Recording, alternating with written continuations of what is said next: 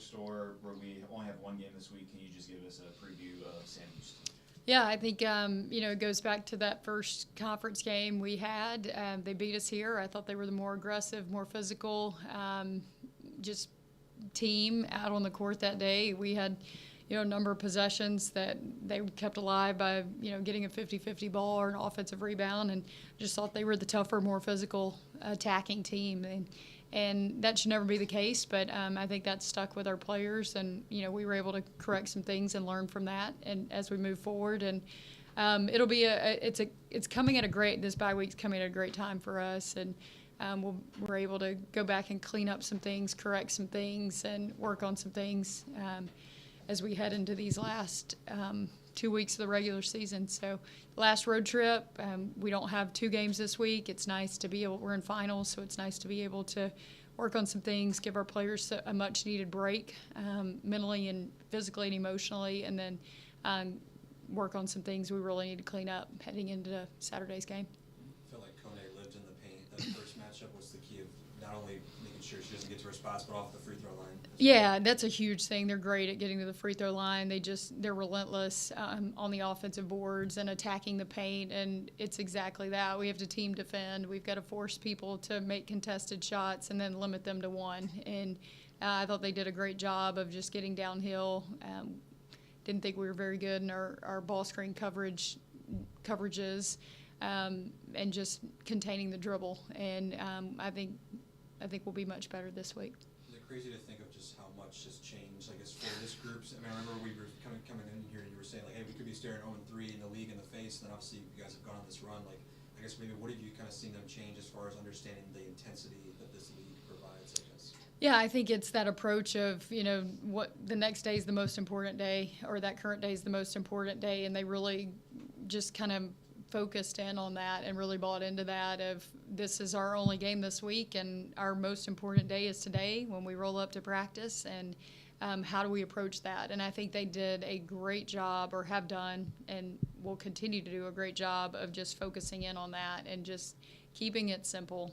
I think we can complicate things as humans, and especially as adults, and just narrowing our focus and helping them just, hey, what's my job today? How do I show up, be a great teammate? How can I be coachable? How can I compete and give great effort? So I like at the start on Saturday. Is that a matchup specific thing, or do we see that going forward? Yeah, I think just trying to, find a way. Like, we've just gotten off to some poor starts defensively, given up to, we gave up 21 the first quarter at Jack State, and didn't like our defensive energy and intensity.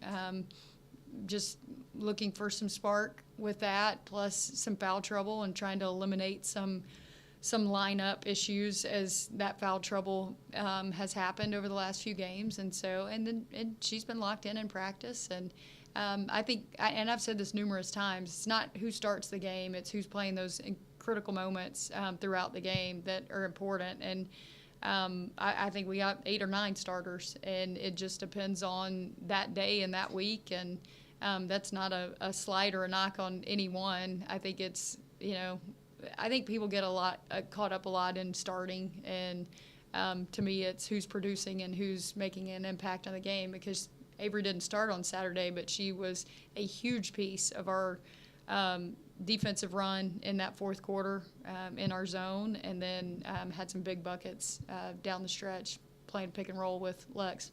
I know this group's goals are, again, bigger than a regular season title, but first outright title for this program in 15 years. I guess just for you personally, what does that mean to say that this program accomplished that already? Well, I think it's really hard to do, and I think the consistency that you have to have every single day in this league with this travel. I mean, you think about the travel that we've had in our 8 road games. We've gone Delaware, Liberty, Missouri State, FIU, New Mexico, or UTEP, New Mexico State, and then bus 6.5 hours to Jack State on for Thursday, and then over to Atlanta for Kennesaw, and that's a lot. And we started with a bye, and we went 8 straight weeks. And you do that in the middle of winter quarter, where they're in class. It takes a lot. I think it speaks to the depth of this group, but I think it speaks to their commitment to each other and their vision, and what we've tried to do every day. And as a former player, I can appreciate it because I was a part of 4 of them.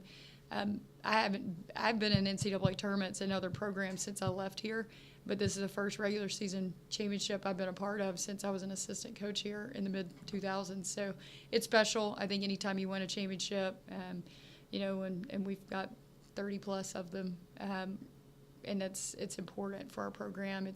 I've gotten a ton of texts from former players, former teammates, former players I've coached, and it's been exciting for their excitement for our team. With Jordan, I think we talked about this before, the rebounding just feeds into so much of what she does. I feel like you could just see the difference of the home and away, just kind of production for her. I guess what's the key of making sure she's locked in, you know, crashing the glass, and then kind of everything flows from that? It's a huge piece for us, and she's got to really understand that. And we've talked to her a lot about it. And I think for her, she puts a lot of pressure on herself in some various ways. And we're just like, go relax, be who you are. And I think that when we get outside of ourselves or we get outside of those things, that's when, you know, those things can falter. And we've got to make sure that she stays locked into that, because when she's relentless, and it just makes our team that much better, and then her numbers are better. And I think that's where her focus starts, her energy on the glass, and her both offensively and defensively, and then her defensive energy of getting a steal or you know, getting a deflection that leads to transition for us.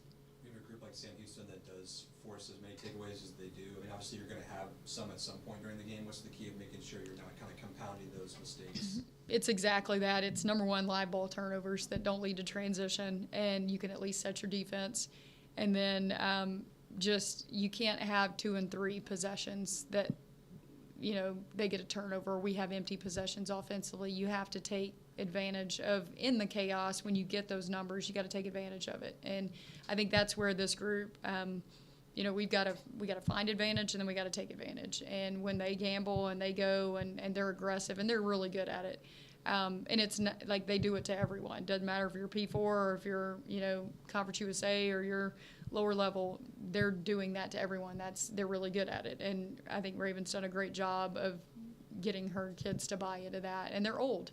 I think the one thing that doesn't get talked enough about that group is they're experienced. They're old. They brought back all their players. They're, you know, we brought back our freshmen, but we're still, other than G, we're still, everybody's a first or second year player in this program, which I think is pretty cool to see them doing that. But that's an old veteran team that's played a lot of basketball. And you've got a point guard in Kone that has played a lot of basketball, has played, you know, internationally. You know, Ogayemi is really tough inside Inman. Dunn's playing really well for them. I think they're balanced. It'll be a tough matchup for sure.